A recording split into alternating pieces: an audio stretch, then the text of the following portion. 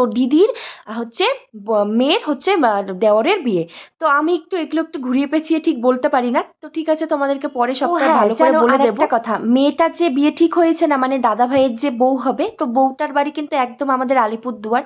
আর আলিপুরদুয়ারে আমার যেখানে রিসেপশন হয়েছিল ক্লাউড লাইন, তো সেইখানে আর আমরা কিন্তু আগে কোচবিহার যাচ্ছি না। আমার কথা যে বরমশাইকে বলেছি যে যেহেতু ওরা এখানেই আসছে বরযাত্রী, তাহলে আমরা দুজন এখান থেকেই নয় চলে যাই। আর আমার শাশুড়ি মা শ্বশুর মশাই কিন্তু চলে গিয়েছে।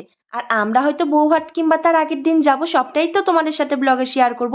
তাই না, দেখো কাল বিয়ে আর আজকে আমি হুট করে এখানে হেয়ার কাটতে চলে এসেছি। মানে সময়টা যে পাচ্ছি না সেটাই নয়।